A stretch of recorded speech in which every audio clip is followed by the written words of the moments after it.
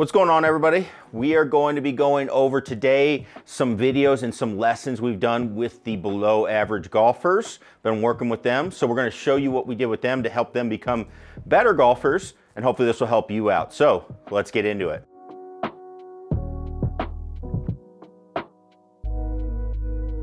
What's going on, everybody? Scott Hogan coming at you here. We are going to be going through a little bit of a different style of video, one that I hope we're going to be able to do a little bit more because I want to help you become better golfers. Again, we get all this tech and all this stuff, but it's only helpful if you know what you're looking for and what you're trying to do with it. So we're going to go through all this and help you understand how maybe some things work in the golf swing. So we've been doing a series with the below average golfers. I was on their podcast a couple of months ago, and then we talked about it and said, hey, this would be fun. These are just some guys that are really interested in getting better at golf. They love it, they're getting into it, and they have a podcast about it. So we talked about it after doing the show. We said, hey, you know what? It would be really interesting if we helped you out and we did all of this, and then we could talk about it, see if we can get you better. So that was something that was exciting. We ended up starting doing this about November, but with the holidays and everything, we really kind of kicked it into gear in January, but we've been working remotely.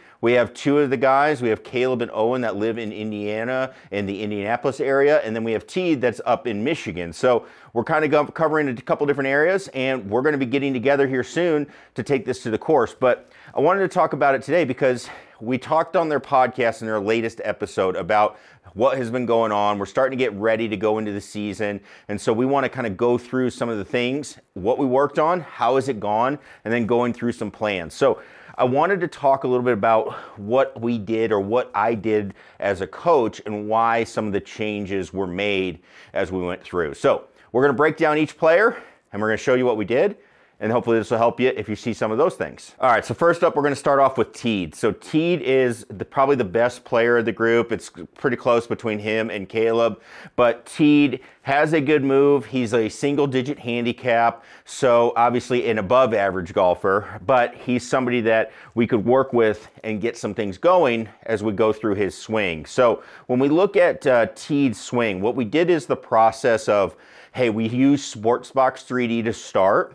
And what we did was get some kind of baselines and really kind of take a look under the hood of what was going on in their golf swings. So when we look at Teed, okay, a couple of things that we saw right away, okay. One, we saw he has a good setup. I like it. When we go up to the top of his swing, you can see with his swing, that club face is pointing, when we're looking at him from a face-on view, that club face is pointing straight back behind him. That thing is shut, okay? So what's gonna end up happening for Teed is, as he's coming in to hit the ball, because of how shut the club face is, when we break down his numbers, you're gonna see he is swaying a ton towards the target, okay? He's swaying a ton, and you can see he is not going to have a lot of turn as he's going through, okay? So not a lot of turn in his swing. His chest turn there, 9.6. Typically, you're gonna see that in the 30s, maybe even the 40s, depending on the type of shot you're hitting. So what do I see from a player like this? Well, when he's got a shut face, okay? So again, this is gonna be looking back at the camera, straight down the line. When we have a shut face, what that's going to cause is that's going to cause pulls.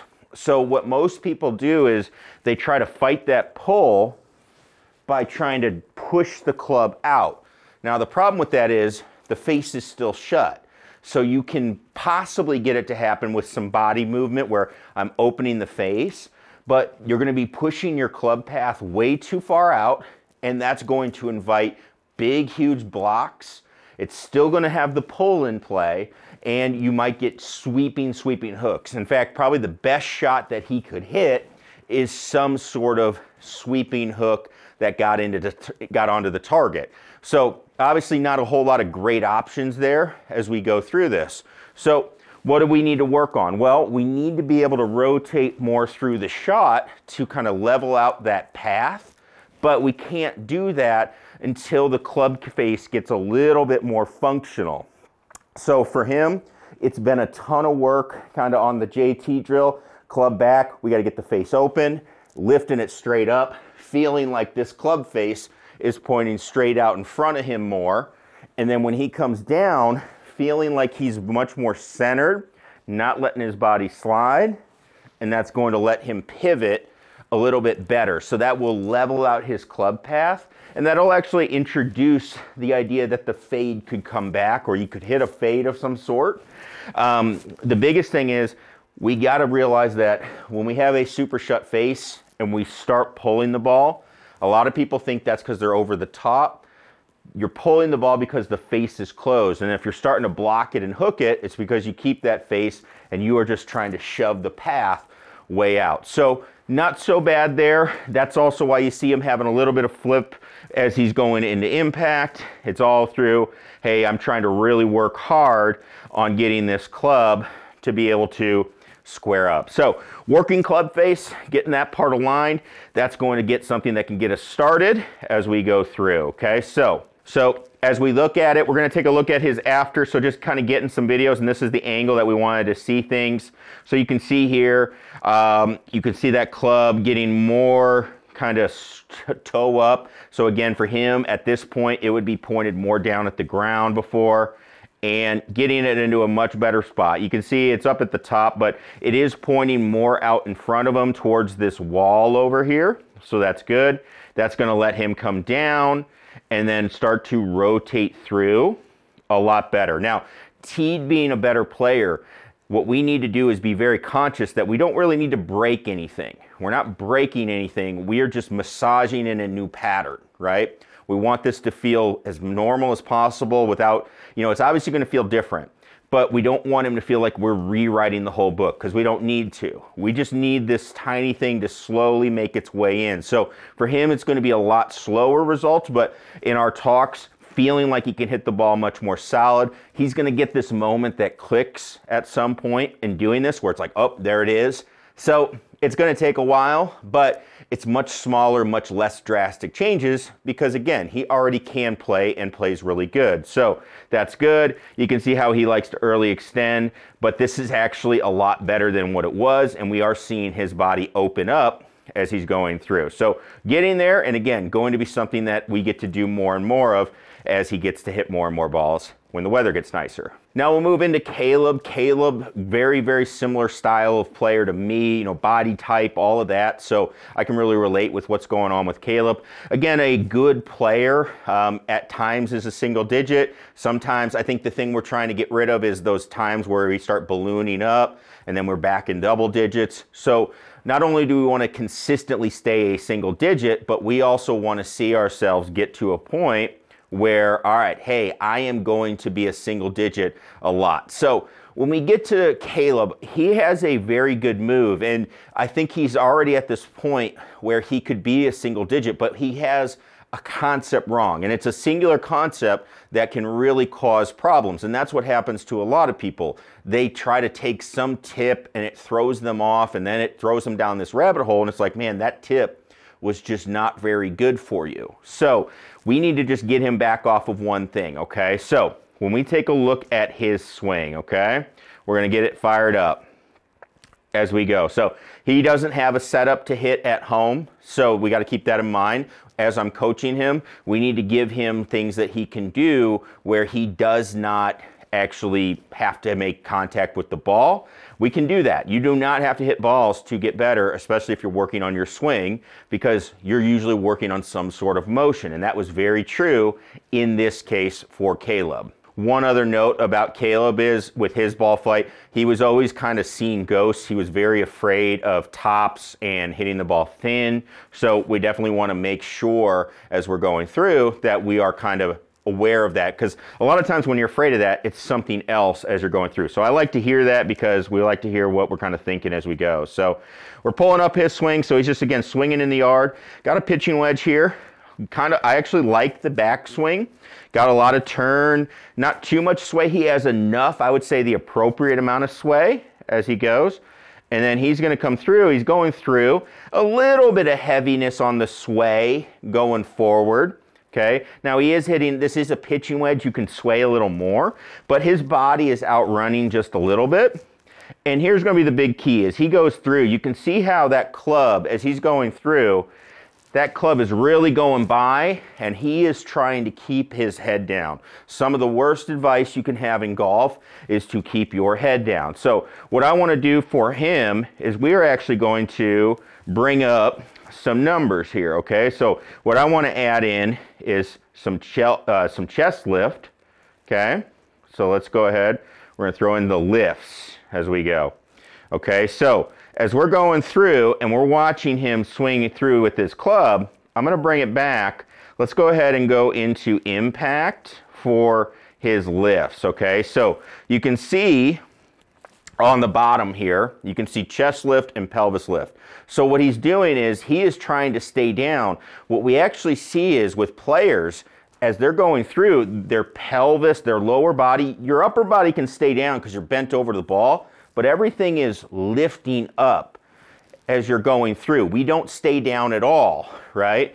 So we wanted Caleb to get this feeling of, hey, we need to be moving our chest and our belt buckle all the way through, and we need it to feel like we're going up. So when you're hitting shots, I want you to feel like you're pointing it upwards as you're going through. Because you do this, you will also feel like you are standing up taller, almost like you're bending back. You're not really, but it's going to feel like that. And that's what's going to get us the ability to get the club through the ball. Because what's happening right now is he just doesn't have any room for the club to come through.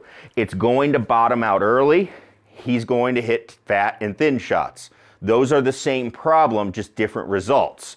We just don't have room for the club to come through, and so things happen. Now, the other thing is, because he's going through, what we need to see is we do need to see that club face be a little less active. So what I like to see is, instead of going through and rotating this trail hand over, I like to feel like that right palm is going to be up at the sky as we go through, because again, our whole body is moving.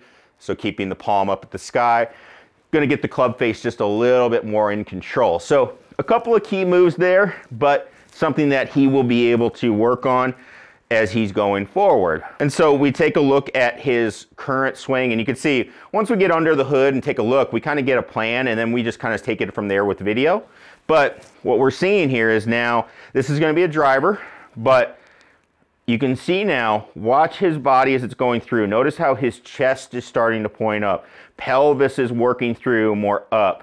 He's not trying to stay down all the way through the shot, and now we are making good strikes, okay? We have one little thing we're working on with just hitting it a little off the toe, but as far as the swing goes, way better, way less hands. That impact is much better. Then you can release it after, that's fine.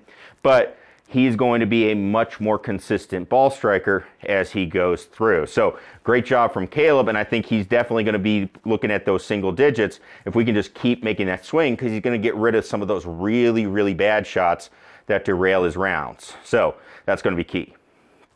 Now we move into Owen. So Owen is the 20 handicap of the group. So, you know, by far he's kind of actually average, although they call himself below average, but he's actually pretty average in the golf world as he goes through. So Owen is an interesting case of kind of a typical student that I see a lot of, especially people that are just getting into the game.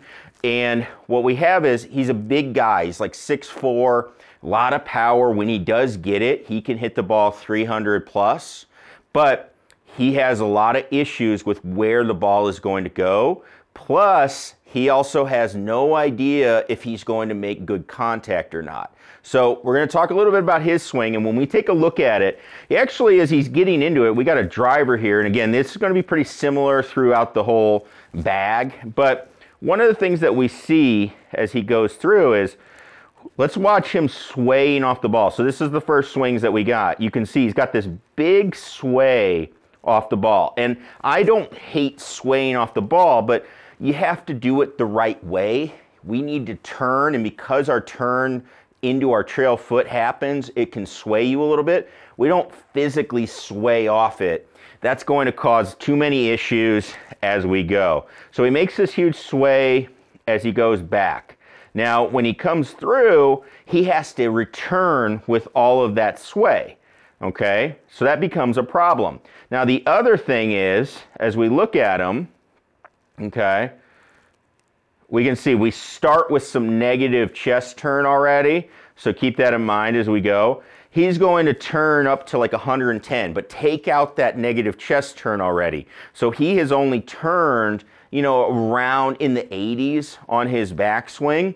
And for a big guy, a big strong guy that is bringing the club back that far, that's going to be a problem. What ends up happening is it means his arms are swinging too far. So he's going back and he's going too far up with his arms. Anytime you go too far up with your arms, your wrists have to do this. They have to cup. So this is my lead wrist. It has to go into what they call dorsiflexion. It's a cup. Sometimes you hear it called extension, which is a made-up term, but if you know what that is, that's what it is. You're going to go up, and that's going to be where you get to. And so what happens is your club face naturally wants to get open. Now his is actually kind of in this weird spot where it's closed right now, but his wrist isn't matching that. It's an open wrist with a closed face. So there's just some issues going on, right? Things aren't working out as we're going through. And I don't like to see that in swings. Like if we have things that are promoting, hey, you should be hitting a slice, then you should hit a slice, right? Then we can work on that. If you have things that say, hey, you should be hitting a hook like a closed club face, you should hit a hook. You should not be slicing it. So we have to work on getting those types of things first. He goes through with his driver. It's not as bad, but he definitely is a flipper. He struggles. His grip is a little bit split. So we got some things that we've got to work on, right? So this was going to easily be the biggest project, and it's definitely what we worked on as we go through. So the first thing we had to do with Owen is we had to get the grip right. So we had to get a better grip on there. We had to get the hands more together. Say, all right, hey, that was pretty much week one. It's like, all right, you're just going to do this. And it's going to feel terrible. And you've got to just keep holding the club and making swings with a new grip, because you can't really change anything because it's just going to feel awful. So once we did that, we got a setup. Again, his setup isn't too bad, but we need to understand how we generate power. And so we need to understand how a pivot works. So as we go back, our body is going to turn more. It's not going to sway back, because then you got to sway really far forward. And as you're swaying, if you sway too far forward, you can no longer turn through the ball. And that's essentially what we're getting. So we also need to understand how our arms relate to that pivot. So what we started to talk about was making really, really short swings. And once we get this grip on the club, we need that club face to match as we go through. So when I go up here, we need this wrist flatter. That grip should help with that. And that face will still be closed, but that's okay.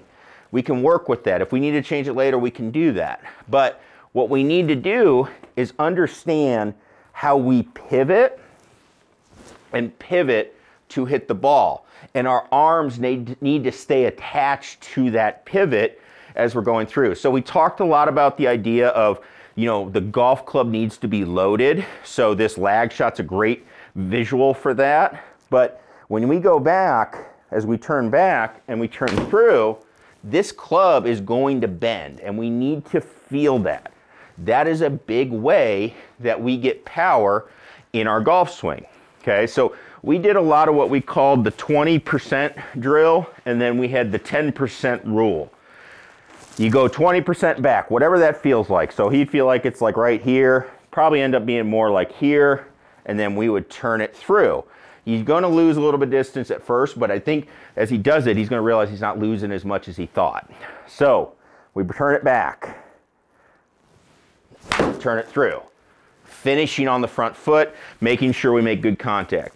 Then we would add 10% if he could do that a certain number of times in a row. Once he can do that, all right, then we're getting golden. Now, does it take a while? Yeah, because it's such a short swing for him. But we're able to get him to start understanding it. And then we can start adding power. But once we shorten things up, we kind of tighten it all up. And then everything starts to learn how to flow. We need his motion to change. We need his understanding of how to put power to change. So that is a great drill to do that. Now, we take a look at his after. Do have a little bit of a down the line. You can see how short this swing is going to be. That's not how short it's going to stay, but this is where he's currently at.